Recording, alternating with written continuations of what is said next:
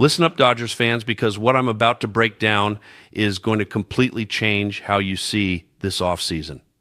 I'm Victor, and you're watching latest Los Angeles Dodgers news, and we just got confirmation on a move that proves one thing. This front office isn't messing around. They're not rebuilding. They're not taking their foot off the gas, and they're definitely not satisfied with just one championship. What we're witnessing right now is a dynasty in the making, and the player they just brought back, he's a two-time World Series champion who bleeds Dodger blue and knows exactly what it takes to win when the lights are brightest. This is the kind of move that tells every other team in baseball that the Dodgers are coming for a three-peat, and they're loading up with championship DNA to make it happen. Before we break down every detail of this signing, do me a favor and smash that like button. And if you haven't already, subscribe to the channel because we're pushing hard to hit 12,000 subscribers, and we need your support to get there. All right, let's get right into it. Miguel Rojas is officially coming back to the Los Angeles Dodgers. Daniel Alvarez Montaz of El Extra Base reports that the Dodgers and Miguel Rojas have agreed to a one-year, $5.5 million deal. And from what I'm hearing, Rojas is absolutely thrilled about this. I actually reached out to Miguel just a few minutes ago, and he told me he's very happy and very excited to be back. Now, here's something you might not know. After the Dodgers beat the Phillies in the NLDS, Miguel Rojas told me personally that he was planning to retire after the 2025 season and that he wanted his final year to be with the Dodgers. So we already knew this was likely his last ride, but now it's official. And here's where it gets even more interesting. After 2025, Rojas is going to transition into the player development department with the Dodgers organization. I'm really looking forward to catching up with him about that new role because I think it says a lot about how the Dodgers value his baseball IQ and leadership. He's told me before that he wants to manage the Dodgers someday, so this move into player development is a huge step in that direction. Now, this signing makes even more sense when you consider that Kike Hernandez just had surgery and is going to miss more than a month at the start of the season. With Kike out, bringing back Rojas solidifies that bench and gives the Dodgers a veteran presence who can play multiple positions. He can slot in at second base, help mentor Mookie Betts at shortstop as Mookie continues to develop there, and even play third base if needed. We'll probably see him pitch in blowouts too, and of course he'll be that invaluable clubhouse leader that every championship team needs. This will be Rojas' fourth straight season with the Dodgers and his fifth overall as a Dodger. He originally came up with Los Angeles in 2014 before being traded to the Marlins after his rookie year. Remember that trade? December 10th, 2014, the Dodgers sent D. Strange Gordon, Dan Herron, and Miguel Rojas to Miami for Andrew Heaney, Chris Hatcher, Kike Hernandez, and Austin Barnes. So in a weird way, Rojas has been part of Dodgers lore multiple times over. He helped save Clayton Kershaw's no-hitter back in 2014 with an incredible defensive play. And then there's the moment that I still believe is the most significant home run in Dodgers franchise history. That Game 7 home run against the Yankees to tie the game, that saved the dynasty.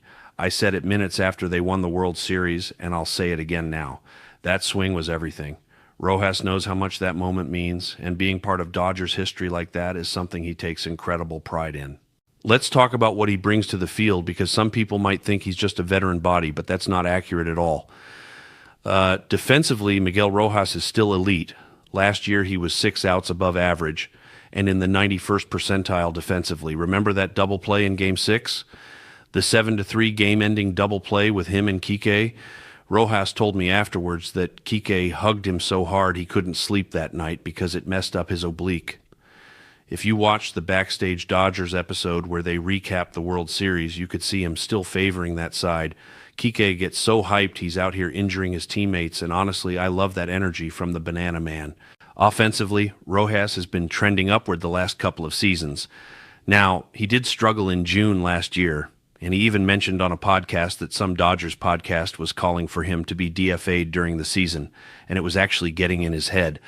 After Austin Barnes and Chris Taylor got DFA'd, Rojas admitted he was thinking he might be next when he was going through a slump.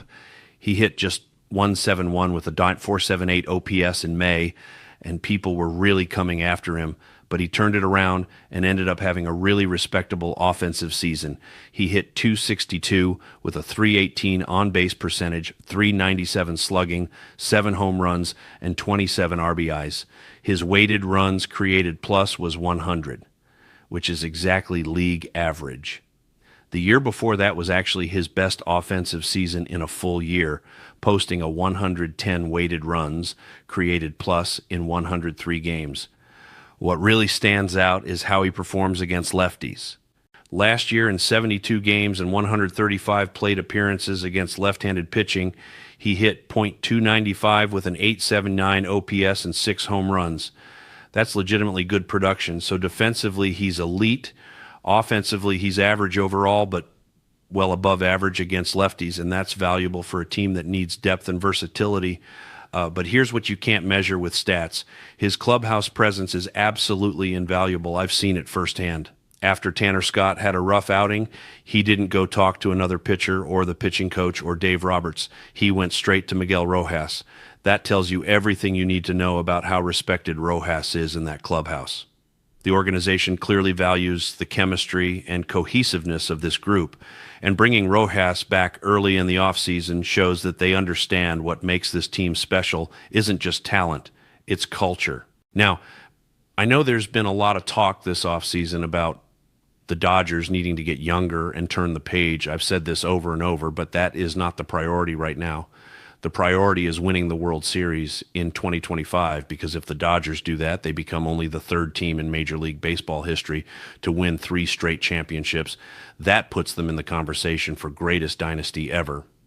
I'm not worried about 2027 or 2028 right now.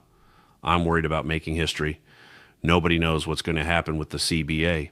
We could have a lockout, a salary cap, a salary floor.